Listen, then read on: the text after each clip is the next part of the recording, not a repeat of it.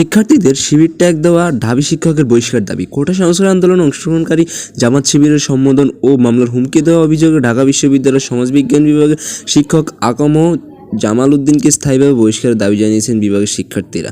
একই সঙ্গে শিক্ষার্থীদের নিরাপত্তা দিতে ব্যর্থ হওয়া বিভাগের চেয়ারম্যান অধ্যাপক ডক্টর জিনাত হুদারও পদত্যাগ চেয়েছেন তারা। সোমবার সামাজিক বিজ্ঞান অনুষদের দিন বরাবর 4 দফা সম্বলিত স্মারকলিপি দেন শিক্ষার্থীরা। এই সময় দাবি মেনে নেওয়ার জন্য 48 ঘন্টা আলটিমেটাম দেন তারা।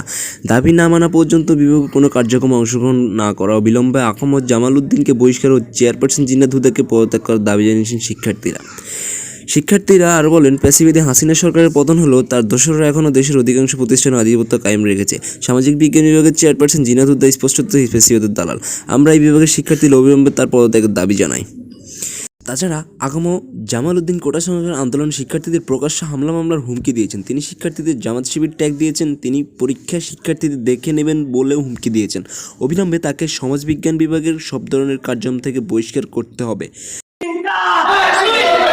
Mujib Sheikh, match fighter, JD news.